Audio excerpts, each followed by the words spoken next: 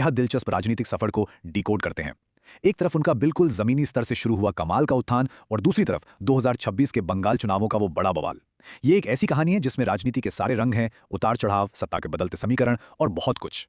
इस पूरे सफर को हम इस तरीके से कवर करेंगे, उनका सड़क पर शुरू हुआ संघर्ष, टीएमसी का बनना, लेफ्ट फ्रंट को हराना, उनके शासन के बड़े विवाद और आखिर में 2026 का वो टर्निंग पॉइंट इलेक्शन। तो शुरुआत करते हैं पहले चैप्टर से, द स्ट्रीट प्रोटेस्टर।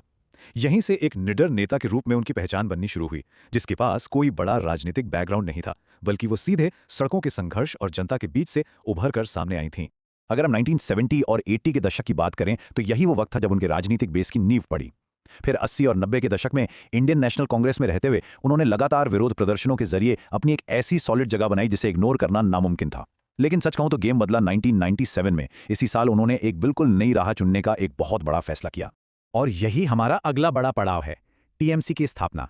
ये वो डिफाइनिंग मोमेंट था जब उन्होंने अपनी पुरानी पार्टी से अलग होकर अपना खुद का एक विशाल राजनीतिक ढांचा तैयार करने का बड़ा रिस्क लिया। ऑल इंडिया तृणमूल कांग्रेस यानी टीएमसी, ये कोई आम पार्टी नहीं थी। इसे ममता बनर्जी ने भारतीय राजनीति में एक इंडिपेंडेंट और बिल्कुल जमीनी मंच सेट करने के लक्ष्य से बनाया था। टीएमसी की स्थापना करना असल में एक बड़ा गेम चेंजर साबित हुआ। इस एक कदम ने दीदी को एक ऐसी स्वतंत्र ताकत बना दिया जो दशकों से चली आ रही सत्ता को सीधी टक्कर देने के लिए अब पूरी तैयार थी। अब चलते हैं उनके शुरुआती करियर के सबसे बड़े क्लाइमैक्स पर, वाम मोर्चे की ऐतिहासिक हार। ये एक ऐसी सरकार को उखाड़ फेंकने का मिशन था जो दशकों से सत्ता में पूरी तरह जमी हुई थी। उस वक्त लोग इसको लगभग नामुमकिन मानते थे। सोचिए, एक तरफ था वाम मोर्चा, जिसके पास बंगाल में दशकों का राजनीतिक दबदबा और सिस्टम पर पूरा कंट्रोल था। ज्योति बसु जैसे दिग्गज नेता इसके चेहरे थे। और ठीक इसके सामने खड़ी थी टीएमसी, ममता बनर्जी के नेतृत्व में उभरती एक नई विद्रोही ऊर्जा जो एक बिल्कुल नई दिशा का वादा कर रही थी। ये पुरानी जमी जमाई ताकत और एक नई बगावत का सीधा टकराव था। और रिजल्ट क्या हुआ? ये सिर्फ एक आम चुनावी जीत नहीं थी, ये एक ऐसी ऐतिहासिक जीत थी जिसने भारतीय राजनीति की दिशा ही बदल दी। इस जीत ने उन्हें मुख्यमंत्री की कुर्सी पर बिठाया और वेस्ट बंगाल के पॉलिटिकल मैप को हमेशा के लिए बदल कर रख दिया। लेकिन देखिए, सत्ता का सफर कभी सीधा नहीं होता। आइए अब उनके शासन का एक न्यूट्रल एनालिसिस करते हैं। हम उनकी प्रशासनिक उपलब्धियों और उनके रूल पर हुए बड़े विवादों दोनों के जटिल मिश्रण को देखेंगे। मुख्यमंत्री के तौर पर उनका कार्यकाल काफी कॉम्प्लेक्स रहा है। एक तरफ उनके लीडरशिप की उपलब्धियां हैं जिन्होंने उन्हें लगातार जीत दिलाई, तो दूसरी तरफ कोलकाता डॉक्टर केस जैसा इंतहाई गर्म विवाद भी रहा जिसने पूरे देश को झकझोर दिया। इसके अलावा राजनीति, हिंसा और बंगाल की गिरावट जैसी लंबी बहसें और विरोधियों द्वारा लगाए गए पाखंड के आरोप, ये सब उनके कार्यकाल का एक बड़ा हिस्सा रहे हैं। अगर आप ध्यान से देखें तो जमीनी हकीकत और मीडिया नैरेटिव पूरी तरह बटे हुए थे।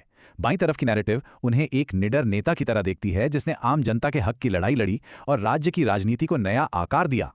लेकिन दाईं तरफ देखें तो उन पर आरोप लगे कि उनकी देखरेख में भारी राजनीतिक हिंसा हुई और संस्थागत गिरावट आई। ये दर्शाता है कि दो बिल्कुल विपरीत विचारधाराएं किस तरह एक ही शासन के दौरान आपस में टकरा रही थीं। इन्हीं सब विवादों के बीच अब आते हैं इस एक्सप्लेनर के सबसे लेटेस्ट और उथल-पुथल भरे हिस्से पर, 2026 के बंगाल चुनाव। ये वो टर्निंग पॉइंट था जहां वोटर सेंटिमेंट तेजी से शिफ्ट हो रहा था। चीजें सच में बहुत तेजी से पलटी। शुरुआत हुई एग्जिट पोल से, जिन्होंने ममता बनर्जी की सत्ता से विदाई की प्रेडिक्शन दी।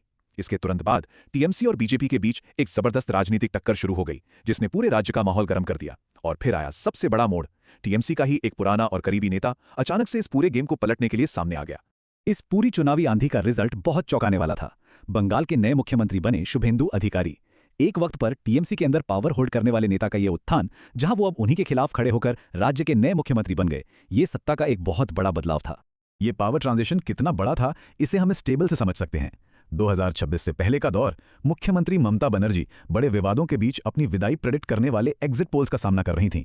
और 2026 के बाद का दौर, नए मुख्यमंत्री शुभेंदु अधिकारी, जिन्हें बिगेस्ट गेम चेंजर कहा गया, उन्होंने कुर्सी संभालते ही आईपीएस और प्रशासन पर आक्रामक और बड़े एक्शंस लेने शुरू कर दिए। बिल्कुल साफ और स्पष्ट बदलाव। तो इस विश्लेषण को खत्म करते हुए हमें इस बड़े सवाल पर विचार करना चाहिए, आखिर इतिहास ममता बनर्जी की उन बेमिसाल शुरुआती जमीनी जीतों को 2026 के इन भयंकर विवादों और चुनावी उथल-पुथल के मुकाबले कैसे तौलेगा? जब 2026 के चुनावों की धूल पूरी तरह से बैठ जाएगी तो उनकी विरासत को किस तरह याद रखा जाएगा? ये सच में सोचने वाली बात है। इस एक्सप्लेनर में जुड़ने के लिए शुक्रिया।